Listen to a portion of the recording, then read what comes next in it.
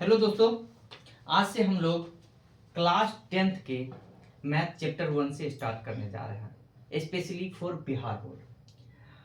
अब जो है सो देखिए, बिहार बोर्ड का जो एग्जाम होता है, बिहार बोर्ड का जो एग्जाम है क्लास 10th का, उसमें मेनली सबसे ज़्यादा हिंदी वर्ड का यूज किया जाता है, ठीक है। और सीबीएसई बोर्ड में हम लोग इंग्लिश का लगभग पूरा पूरा इंग्लिश ही यूज करते हैं। बिहार बोर्ड के कुछ बच्चे हैं जो कि इंग्लिश मीडियम से भी पढ़ते हैं, नहीं तो जनरली जो है सो हिंदी मीडियम का यूज किया जाता है। तो आज का जो क्लास रहेगा पूरा का पूरा बिहार बोर्ड स्पेशल क्लास है, बिहार बोर्ड क्लास 10 का।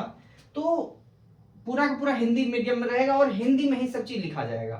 तो जो बच्चे इंग्लिश में क्लास करना चाहते हैं, बिहार बोर्ड के बच्चे, वो क्लास सीबीएसई बोर्ड के लिए जो क्लास 10th का स्टार्ट होने वाला है, क्लास 10th का और क्लास 12 दोनों का, सीबीएसई बोर्ड का, वो क्लास 10 फरवरी से स्टार्ट होगा। 10 फरवरी से आपको इसी चैनल पे, जो मेरा चैनल है यूट्यूब चैनल विद्या आश्रय, इसी पर आपका जो है सो ये बैच आने वाला है। आपका कब से? 10 फरवरी से आने वाला है। आपको जो भी इसका जो पीडीएफ होगा, जितना भी चैप्टर हो पढ़ाया जा रहा है, उसका जो पीडीएफ है वो आपको यही चैनल जो है विद्या आश्रय, इसी में आपको डिस्क्रिप्शन में इसका लिंक मिल जाएगा, टेलीग्राम लिंक। वहां पे जब आप जाइएगा टेलीग्राम लिंक पे, तो वहां पे इसका पीडीएफ आपको मिल जाएगा। टेलीग्राम लिंक को आप ज्वाइन कर लीजिएगा, विद्या आश्रय नाम से ही टेलीग्राम चैनल है मेरा, है ना। तो वहां से आपको पीडीएफ मिल जाएगा, ठीक है। अब देखिए, मेरा जो है सो ऑफलाइन क्लास भी चलता है जीआरएस एकेडमी, यहीं पर आलमगंज चौकी गायघाट के पास है, ठीक है। वहां पे जो है सो 7 से 10 तक के बच्चे को पढ़ाया जाता है, 11 12 आईआईटी जेईई नीट सब चीज का पढ़ाया जाता है।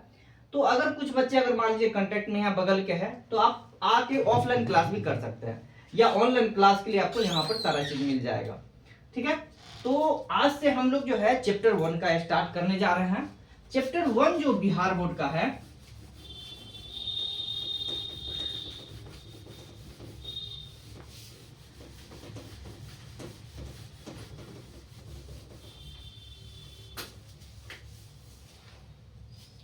चैप्टर 1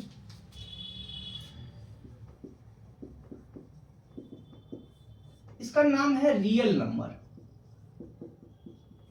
यानी कि वास्तविक संख्या।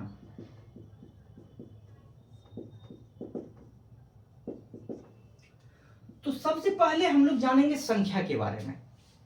जो नंबर सिस्टम है, नंबर सिस्टम के बारे में हम लोग को पहले पूरा का पूरा जानना पड़ेगा कि संख्या प्रणाली क्या है, यानी नंबर सिस्टम क्या है। इसके बारे में हमको सारे नंबर के बारे में पहले जानकारी होना बहुत ज्यादा जरूरी है। तो हम लोग आते हैं एक एक करके, जितना भी नंबर है उसके बारे में पहले जानते हैं, फिर हम लोग डिटेल में सारा चीज डिस्कस करते हुए चलेंगे। जो सबसे पहला नंबर है उसका नाम है प्राकृतिक संख्या। प्राकृतिक संख्या को हम लोग इंग्लिश में नेचुरल नंबर भी बोलते हैं।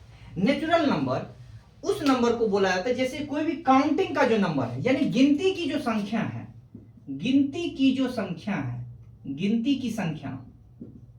देखिए, डिफिनेशन उतना ही हम लिखेंगे जितना कि समझ में आपको आ जाए और उस पर क्वेश्चन आपका बनने लगे।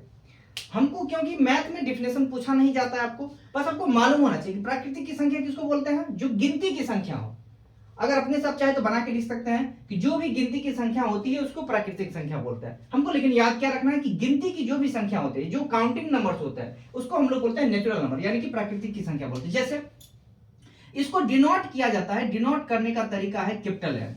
कैपिटल एन से हम लोग प्राकृतिक संख्या को डिनोट करते हैं, ठीक है। ये क्या हो जाता है, जैसे हो गया आपका 1 2 3 और कहां तक जाएगा, तो इन्फिनाइट तक जाएगा।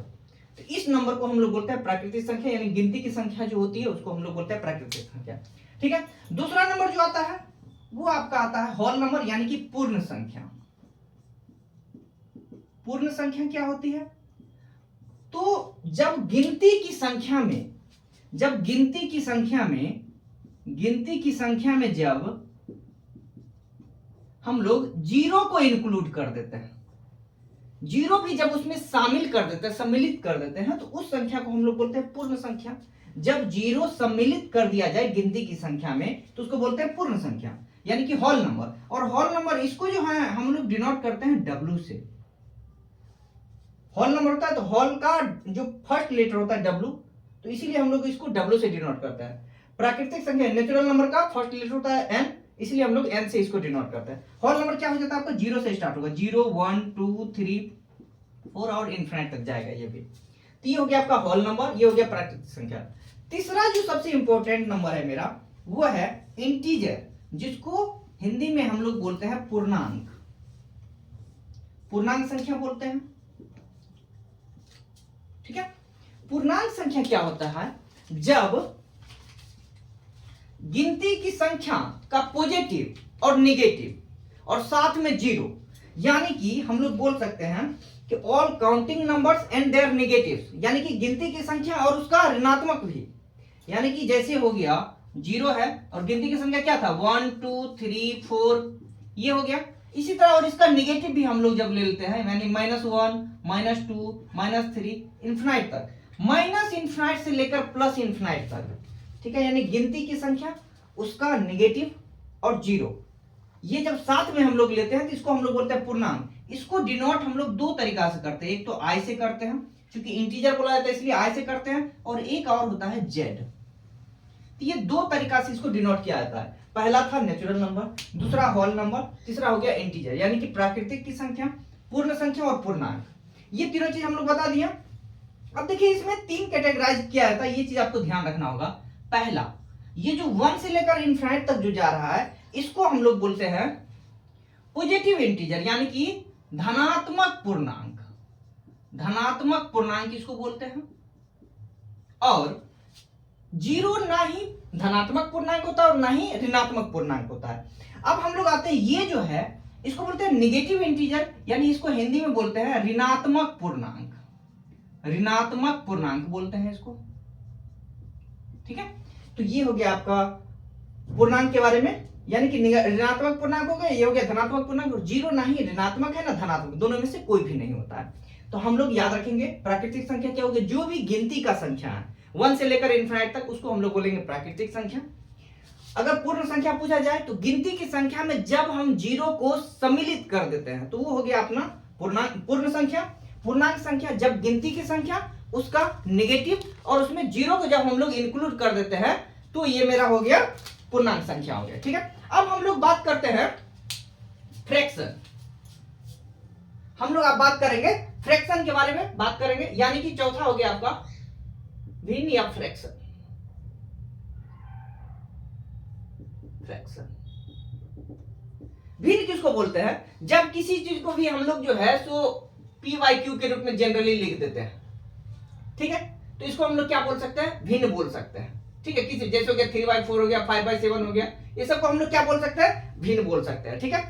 अच्छा, इसके बाद आते हैं, एक और आता है मेरा परिमेय संख्या। परिमेय संख्या, परिमेय संख्या को हम लोग हिंदी में बोलते, मतलब हिंदी में इसको परिमेय संख्या बोलते हैं, इंग्लिश में इसको बोला जाता है रेशनल नंबर। रेशनल नंबर बोला जाता है। इसको डिनोट करने का जो तरीका है वो है क्यू। इसका जो डिफिनेशन है वो ये है कि अगर किसी भी संख्या को हम लोग PYQ के रूप में लिखते हैं, किसी भी संख्या को अगर PYQ के रूप में आप लोग लिख सकते हैं, और इसमें Q नॉट इक्वल टू अगर जीरो दिया हुआ है, Q not equal to zero अगर होता है, अगर किसी भी संख्या को हम लोग क्या बोलते हैं PYQ के रूप में लिख सकते हैं और Q not equal to zero है, तो यहां पर इसको हम लोग क्या बोलेंगे, परिमेय संख्या बोलेंगे। अच्छा, आपको लगता हो कि भिन्न और ये दोनों तो सेम हो रहा है, तो आप ये याद रखिएगा कि ये हमेशा कैसा रहेगा, पॉजिटिव रहेगा। लेकिन ये पॉजिटिव नेगेटिव कुछ भी हो सकता है, ये आपको ध्यान में रखना होगा। अब आते हैं Q 0 के बराबर क्यों नहीं होना चाहिए, तो याद रखिएगा कि अगर यहां नोट करके एक पॉइंट आपको याद रखना पड़ेगा कि अगर किसी भी अंक में मान लो कोई चीज है x है दिया हुआ, अगर x को हम लोग 0 से डिवाइड कर रहे हैं, किसी भी चीज में अगर आप 0 से डिवाइड कीजिएगा, 0 से भागा दीजिएगा, तो वो आपका अनडिफाइंड हो जाता है। इनफिनाइट उसे बोलते हैं, इनफिनाइट उसे कुछ होता नहीं है। अनडिफाइंड जिसको हम लोग डिफाइन कर ही नहीं सकते, आपको याद रखना पड़ेगा कि वो क्या हो जाएगा, अनडिफाइंड। अच्छा, दूसरा नंबर, जीरो में अगर किसी भी चीज से डिवाइड करेंगे तो ये जीरो हो जाएगा। ये दोनों चीज आपको नोट करके याद रखना है, ठीक है। तो हम लोग जाने अभी 4 चीज जाने हैं, प्राकृतिक संख्या, पूर्ण संख्या, पूर्णांक और परिमेय संख्या, ये 4 चीज अभी जाने हैं। इसका देखिए आपको क्या किया जाता है, एक बार वेन डायग्राम करके भी पूछ दिया जाता है, तो आप ये चीज थोड़ा याद रखिएगा। जैसे मान लीजिए ये हो गया, इसको बोलते हैं क्यू। क्यू मतलब क्या हो गया, परिमेय संख्या हो गया। परमेय संख्या को हम लोग किससे डिनोट कर रहे हैं, क्यू से डिनोट कर रहे हैं, ठीक है। उसके बाद परमेय संख्या के अंदर सारा का सारा क्या आ जाएगा, आपका पूर्णांक आ जाएगा, इसको हम लोग बोलते हैं आई बोलते हैं, या यहां पर लिख लीजिए इसको, ये हो गया क्यू हो गया, ये हो गया आपका आई बोलते हैं या जेड बोलते हैं इसको। अच्छा, इसके अंदर आपका पूरा का पूरा आ जाएगा होल नंबर, इसको बोलते हैं हम लोग डब्ल्यू बोलते हैं, ये होल नंबर हो गया। और इसके अंदर जो सारा का सारा आएगा वो आएगा आपका नेचुरल नंबर, यानी कि प्राकृतिक संख्या आएगा। तो ध्यान रखिएगा कि नेचुरल नंबर जो प्राकृतिक संख्या होता है पूर्ण संख्या के अंदर आता है, पूर्ण संख्या जो है तो सारा का सारा पूर्णांक संख्या के अंदर आता है, और पूर्णांक संख्या जो है सारा का सारा परमेय संख्या के अंदर आता है। तो ये अपना जो है 4 नंबर हो गया। अब हम लोग बात करेंगे अपरिमेय संख्या का। 1 मिनट,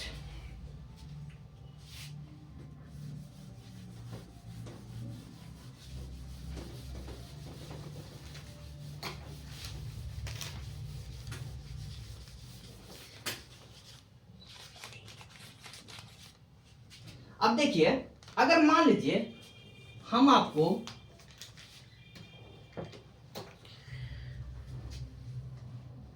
एक क्वेश्चन देते हैं, जैसे क्वेश्चन दे दिए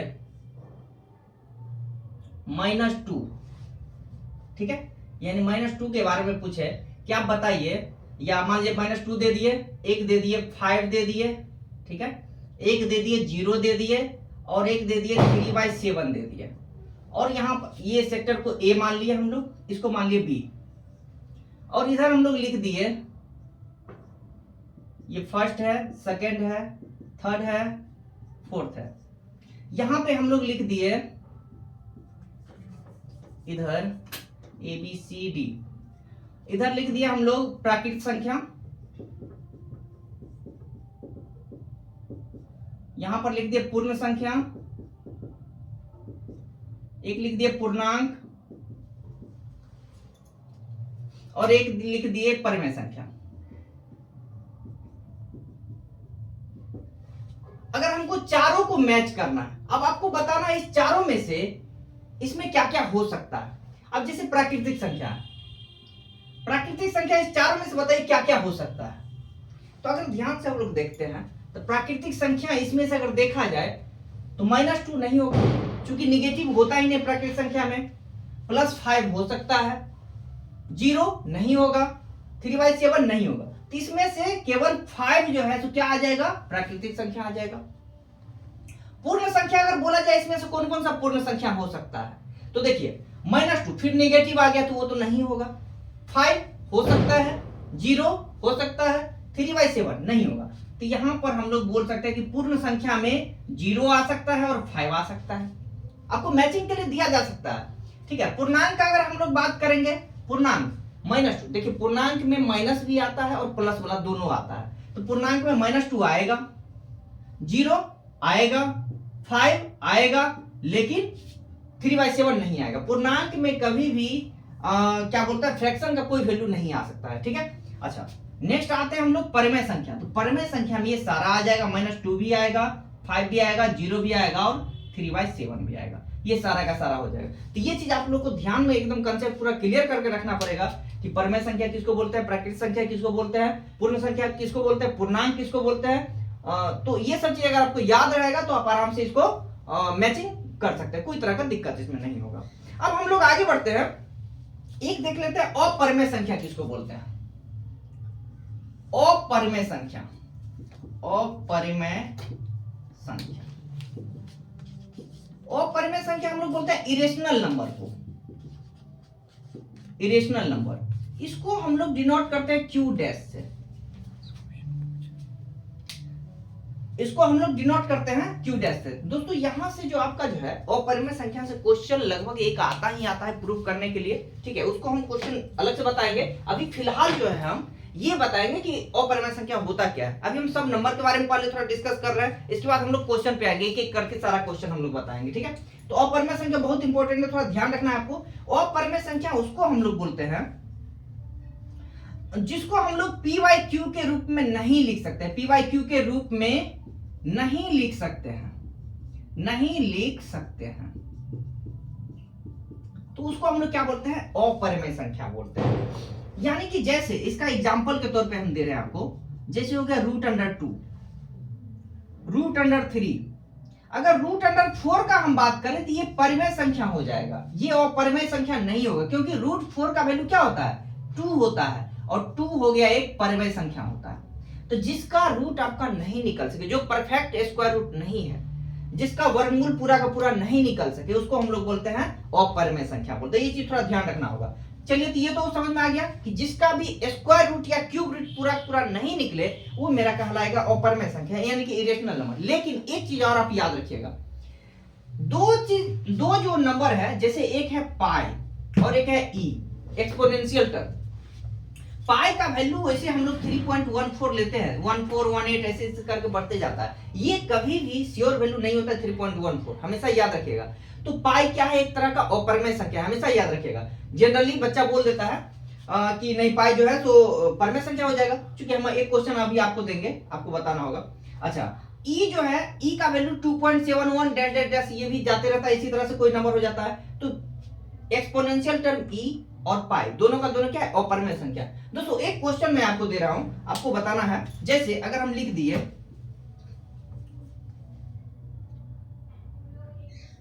अपरिमेय संख्या,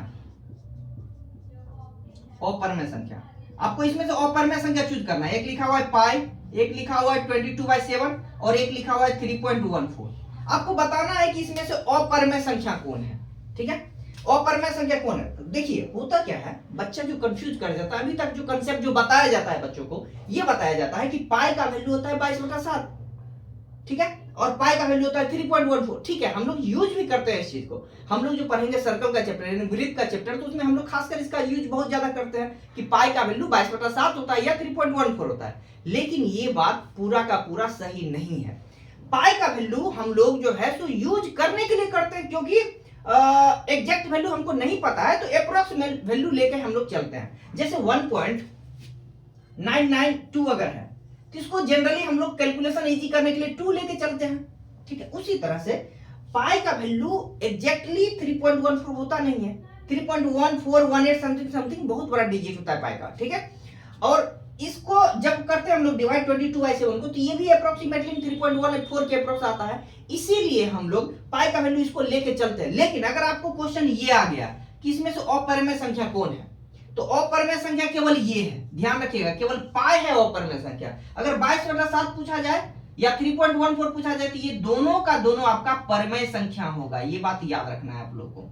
ठीक है, इसमें बिल्कुल कंफ्यूजन नहीं होना है कि पाई 22/7 और 3.14 में। ये क्वेश्चन बार बार पूछा जाता है। जैसे एक बार पूछा गया था आईआईटी जेईई का था एक एग्जाम, उसमें एक ऑप्शन में इसी तरह दिया हुआ था कि किसी चीज का आंसर आ रहा था 0, किसी चीज का आंसर आ रहा था 0, तो क्या किया कि ऑप्शन में दे दिया A 0, बी में दे दिया पाई -22/7 ये 22/7, सी ऑप्शन दे दिया पाई -3.14 और डी दे दिया ऑल ऑफ दिस।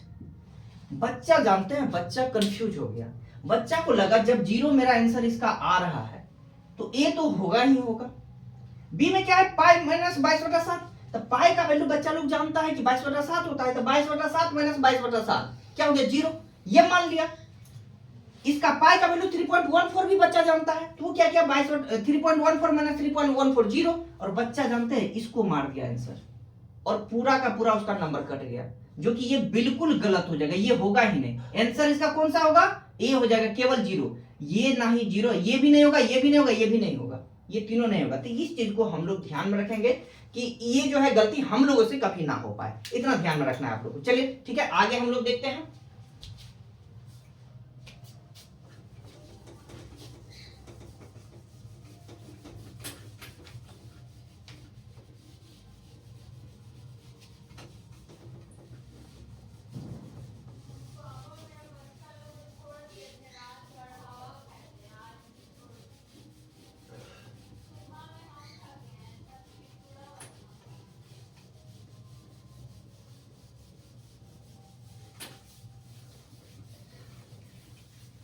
अब हम लोग थोड़ा सा जानेंगे डेसिमल के बारे में, यानी दशमलव प्रसार के बारे में थोड़ा जानेंगे।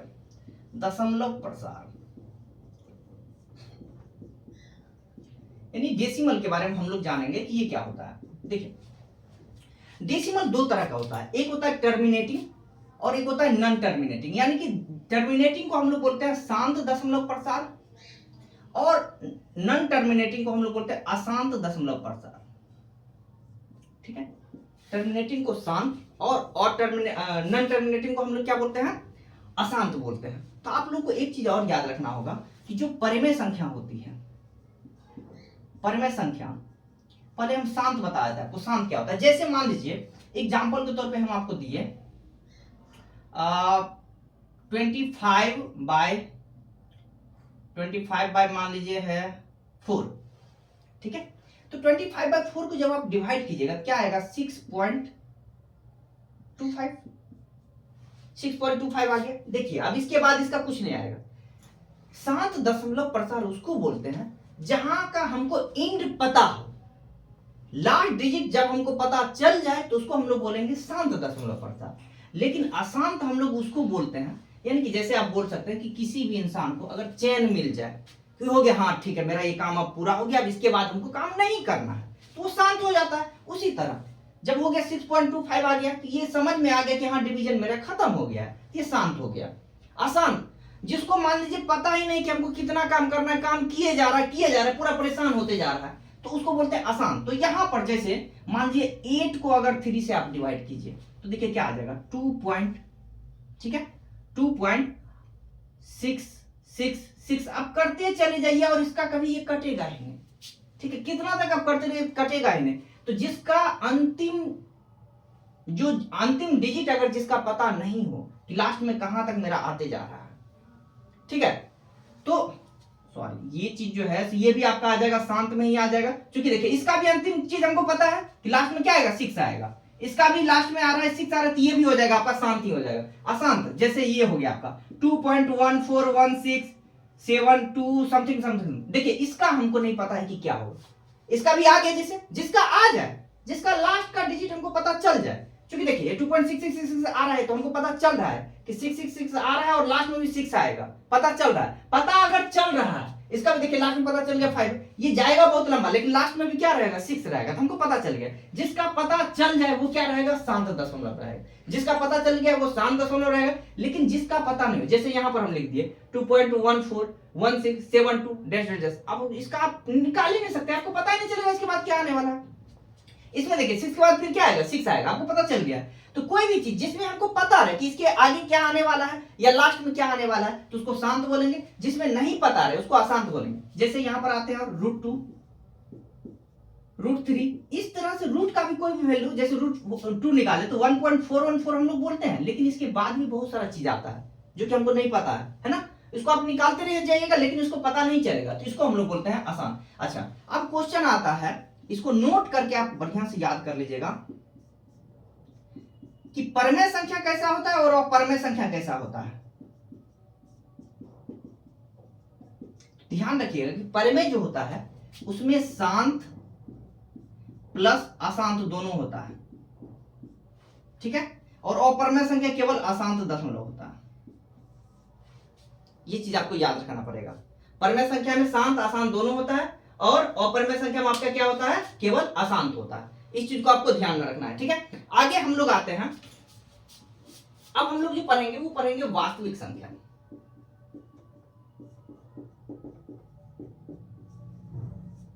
ठीक है, वास्तविक संख्या हम लोग पढ़ेंगे। वास्तविक संख्या में देखिए क्या क्या चीज आता है आपका, एक आएगा परमेय संख्या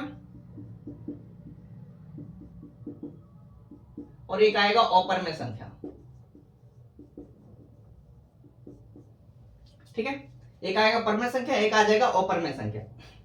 परमेय संख्या में हम लोग को क्या क्या चीज आता है, तो हम लोग जैसे पढ़े थे प्राकृतिक संख्या हो गया यानी कि नेचुरल नंबर, पूर्ण संख्या हो गया, उसके बाद आ गया इंटीजर आ गया, तीनों आ गया।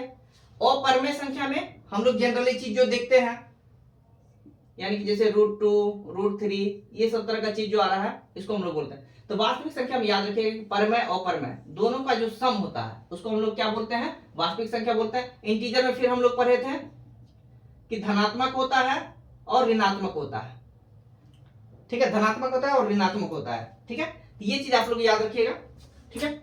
अब हम लोग आते हैं एक क्वेश्चन इस पर आप लोगों को देते हैं,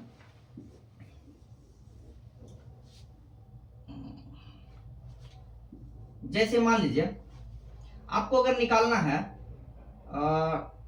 1 to 5, ठीक है, और यहाँ पर दे दिया गया आपको कि 5 का 1 to 5 8 मान लीजिए, है ना, और इसको बोल दिया गया कि 5 के स्क्वायर से डिवाइड अगर करना है आपको, 5 के स्क्वायर से अगर डिवाइड करना है, ठीक है, डेसिमल के रूप में अगर 5 के स्क्वायर से लिखना है, ठीक है, इसको दोस्तों लिख लीजिएगा अशांत के लिए, ठीक है, और शांत के लिए इधर लिख लीजिएगा, ठीक है। तो देखिए अगर आपको इसको डिवाइड करना है, डिवाइड करने का सबसे सिंपल तरीका एक हम बता देते हैं। जब भी नीचे में जब भी 5 का पावर दिया हुआ है, जैसे 5 का पावर m रहे दिया हुआ, ठीक है, इंटू 2 का पावर m, तो याद रखिएगा कि 5 इंटू 2 क्या होता है, 10 होता है, 10 का पावर m। जब भी नीचे में अगर मान लीजिए 5 का टर्म या 2 का टर्म कोई भी नजर आ जाए, तो उसको आप क्या काम कीजिए, जैसे 5 का पावर 2 दिया हुआ है, ठीक है, तो हम लोग को क्या काम करना है कि यहां पर 5 का पावर 2 को इसको 2 का पावर 2 से मल्टीप्लाई कर दीजिए, मतलब दोनों का सेम पावर केवल कर दीजिएगा आप, जितना भी रहे दोनों का सेम पावर हम लोग को करना है। तो जितना जैसे 2 का पावर 2 से हम लोग किए हैं, तो 2 का पावर 2 ऊपर भी कर दीजिए, तो ये कितना हो गया 1258 को हम लोग करेंगे 4 से मल्टीप्लाई, और नीचे कितना हो गया देखिए 5 2 10, तो 10 का स्क्वायर हो गया यानी 100 हो गया। अब नॉर्मली इसको आप मल्टीप्लाई कर लीजिए, ठीक है, 4 8 32, 4 5 20, 3 23, 4 8 3, 8 2 10, और 4 का 4 1 5। अब देखिए कितना हो गया आपका 5032 यानी 5032 हो गया। इसको आप जब हम लोग करेंगे 100 से डिवाइड, तो 100 से डिवाइड कर रहे हैं तो 2 जीरो है, तो 2 डिजिट खिसका दीजिए, 1 2, कितना हो जाएगा 50.32, ये आपका आंसर आ जाएगा। तो इस तरह से हम लोग जो है सो डेसिमल वाला चीज आराम से कर सकते हैं, ठीक है दोस्तों। यहाँ पर एक बार और फिर से समझा दे रहे हैं, शांत अशांत में ज्यादा कंफ्यूज मत होइएगा। शांत जिसको हम लोग टर्मिनेट कर सके, यानी कि जब हम डिवाइड करें, डिवाइड करने के बाद अगर पूरा पूरा निकल जाए तो शांत हो जाए, और जब नहीं निकले वैल्यू चलते हुए जाए जिसका कोई लास्ट मतलब पता ही नहीं चले, तो उसको हम लोग क्या बोलेंगे, अशांत बोलेंगे, ठीक है। परमेय संख्या सात अशांत दोनों होता है, और अपरमेय संख्या केवल अशांत होता है, तो इस चीज को आप लोग याद रखिएगा।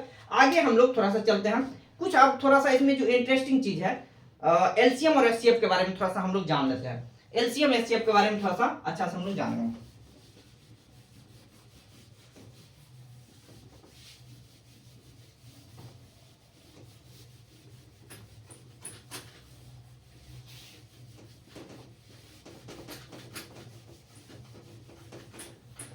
अब देखिए एलसीएम एचसीएफ के बारे में थोड़ा सा देख लेते हैं। एलसीएम को हम लोग बोलते हैं लघुत्तम समापवर्तक, और एचसीएफ को हम लोग बोलते हैं महत्तम समापवर्तक। लघुत्तम समापवर्तक और महत्तम समापवर्तक। एलसीएम मतलब लीस्ट कॉमन मल्टीपल, एचसीएफ मतलब highest common factor. Least common multiple और हाईएस्ट कॉमन फैक्टर, देखिए इस पर जो क्वेश्चन जो आपको पूछा जाता है, किस तरह से पूछा जाता है आप लोग को बोर्ड एग्जाम में खासकर, पहले चीज बोलता है कि अभाज्य गुणनखंड के मदद से, अभाज्य गुणनखंड यानी कि प्राइम फैक्टराइजेशन के मदद से आपको निकालना है एलसीएम और एचसीएफ। प्राइम फैक्टराइजेशन के मदद से बोलेगा कि एलसीएम और एचसीएफ निकालने के लिए, तो जैसे देख लीजिए प्राइम फैक्टराइजेशन होता क्या है, यानी अभाज्य गुणनखंड क्या होता है। जैसे मान लीजिए अगर आपको पूछ दिया गया कि 54 का अभाज्य गुणनखंड बताइए, बोल दिया गया कि 36 का अभाज्य गुणनखंड बताइए, बोल दिया गया आपको 108 का अभाज्य गुणनखंड बताइए, तो देखिए समझिए हम लोग अभाज्य गुणनखंड का मतलब हुआ कि केवल अभाज्य संख्या का ही फैक्टर होना चाहिए, केवल अभाज्य संख्या का फैक्टर होना चाहिए, अभाज्य संख्या का फैक्टर होना चाहिए, मतलब अभाज्य संख्या का ही केवल गुणनखंड होना चाहिए। अभाज्य संख्या के बारे में थोड़ा सा पहले बताया था, अभाज्य संख्या को हम नहीं बता पाए अभी, तो वो बताया था पहले कि अभाज्य संख्या होता क्या है। अभाज्य संख्या एक होता है और एक होता है आपका भाज्य संख्या। भाज्य संख्या, इसमें बहुत ज्यादा कंफ्यूजन हो जाता है। अभाज्य संख्या हम लोग बोलते हैं प्राइम नंबर को, और भाज्य संख्या बोलते हैं कंपोजिट नंबर को। अभाज्य संख्या क्या होता है, जिस नंबर का फैक्टर केवल 1 हो और इटसेल्फ हो, मतलब अपने आप से 1 और अपने आप से विभाजित हो। अगर कोई भी नंबर 1 और अपने आप से, वन एंड यानी और वन और अपने आप से जब कोई भी नंबर विभाजित हो तो उसको हम लोग क्या बोलेंगे, प्राइम नंबर या अभाज्य संख्या बोलेंगे। ठीक है। अच्छा, एक चीज और याद रखिएगा, ये हमेशा अभाज्य संख्या जो होगा वो हमेशा क्या होगा, प्राकृत संख्या होगा। ये चीज भी आपको याद रखना है, प्राकृतिक संख्या होगा। दूसरा नंबर कि अभाज्य संख्या का जो फैक्टर होगा यानी गुणनखंड होगा वो कम से कम आपका जो इसका जो गुणनखंड होगा, गुणनखंड वो कम से कम 2 होना चाहिए। 2 क्या, 2 ही होना चाहिए, 2 ही केवल रहेगा, 2 से ज्यादा भी नहीं रहेगा, 2 से कम भी नहीं रहेगा, 2 ही होना चाहिए। अभी हम बताते हैं आपको। ठीक है। अब आते हैं हम लोग भाज्य संख्या, इस दोनों पे अभी हम एक एग्जांपल देके आप लोग को समझाएंगे। आप पहले समझिएगा भाज्य संख्या क्या होता है। भाज्य संख्या होता है जब इसका फैक्टर मतलब इसका जब गुणनखंड 2 से ज्यादा हो, 2 से ज्यादा जब हो इसका गुणनखंड तो इसको हम लोग बोलेंगे भाज्य संख्या। लेकिन इसमें भी एक कंडीशन है कि ये भी होना चाहिए प्राकृत संख्या, प्राकृत संख्या ये भी होना चाहिए। ये चीज आपको याद रखिएगा। अब देखिए इस पर हम क्वेश्चन दे रहे हैं आपको। पहले एक क्वेश्चन आपको ध्यान से समझना पड़ेगा। अगर हम क्वेश्चन आपको दिए, पहला 1, दूसरा -2, तीसरा 2, आपको पूछा जाएगा कि इसमें बताइए कौन भाज्य संख्या और कौन अभाज्य संख्या है। आप ये बताइए, जैसे 1, अगर 1 के बारे में हम लोग बात करते हैं, 1 देखिए जनरली पूछा जाता है तो बच्चा बोलता है कि 1 जो है सो सर ना भाज्य है ना अभाज्य है, दोनों में से कुछ भी नहीं है। लेकिन क्यों, तो इसमें कंफ्यूज हो जाता है। बस केवल बोलता है कि नहीं सर हमको मतलब देखे हैं बुक में लिखा हुआ था कि 1 ना ही भाज्य संख्या है ना अभाज्य संख्या है, लेकिन क्यों नहीं है ये चीज जानना बहुत ज्यादा जरूरी है। तो ध्यान से आप समझिएगा।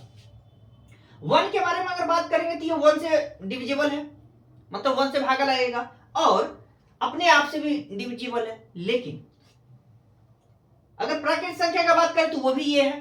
अब देखिए ये फंसता कहां पे है, ये फंसता है कि गुणनखंड इसका 2 होना चाहिए था और 1 का गुणनखंड केवल 1 होता है, तो इसीलिए 1 जो है सो अभाज्य संख्या नहीं होगा, अभाज्य संख्या नहीं होगा क्योंकि इसका गुणनखंड केवल 1 है। अब बात करेंगे भाज्य संख्या का।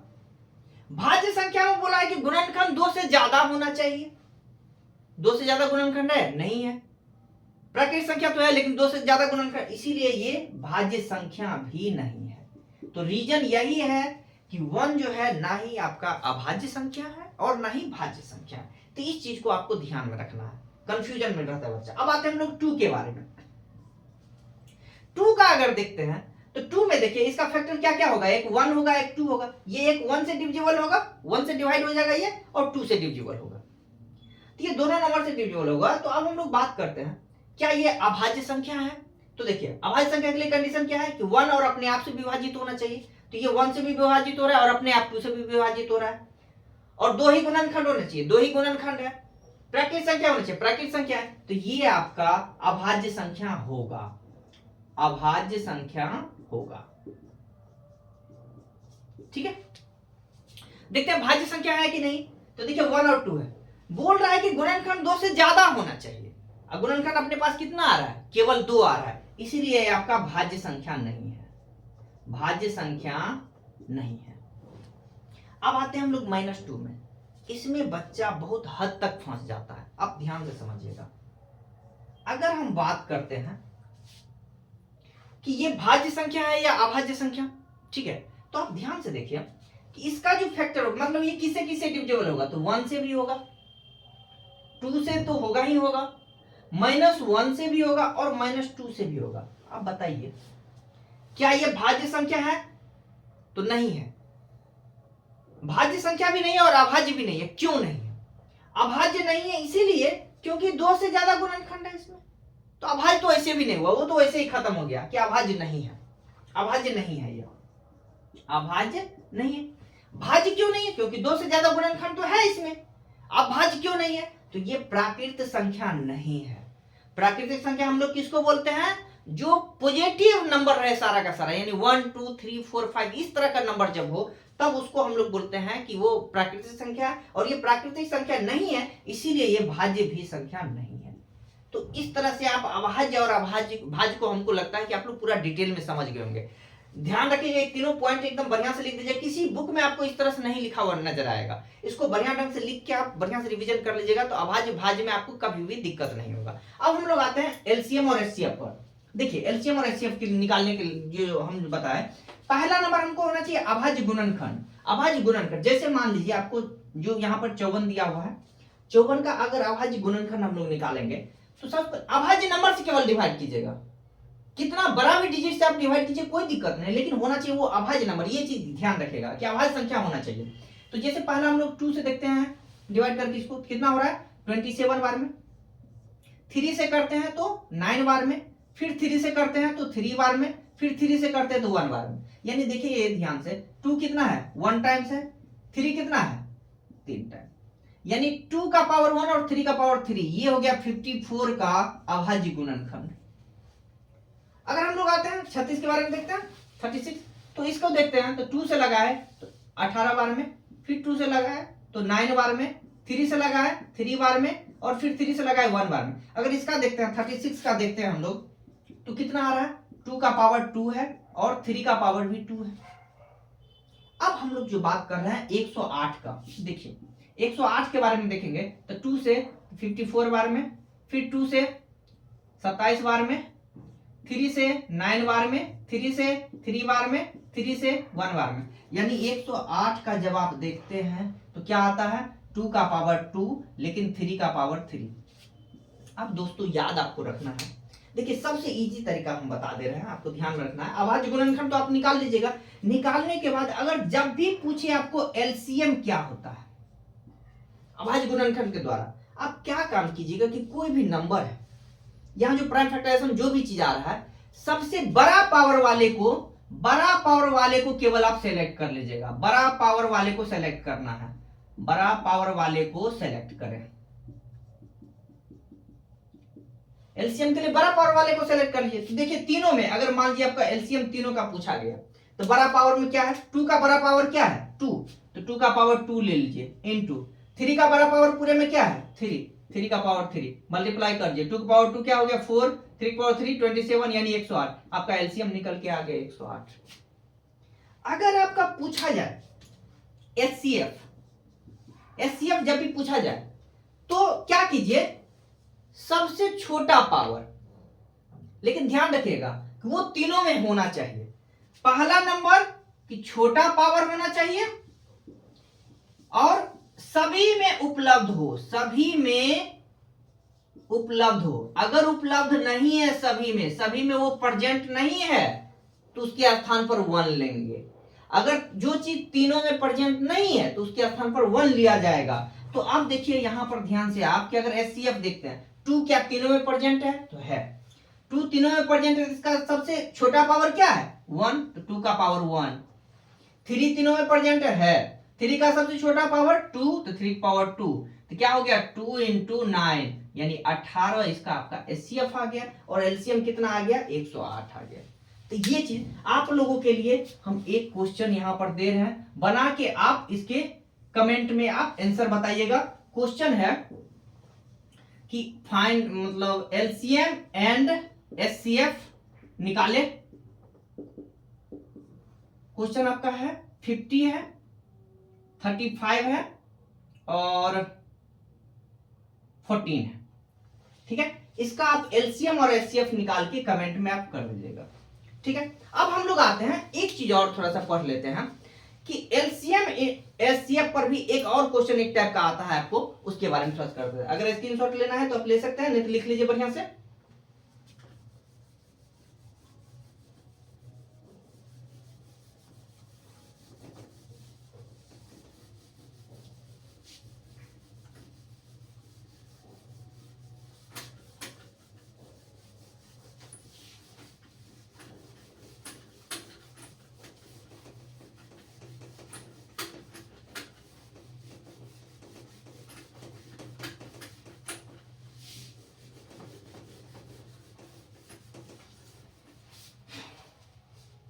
आज का लास्ट टॉपिक एक पढ़ा देते हैं, उसके बाद कल आपका क्लास होगा, ठीक है।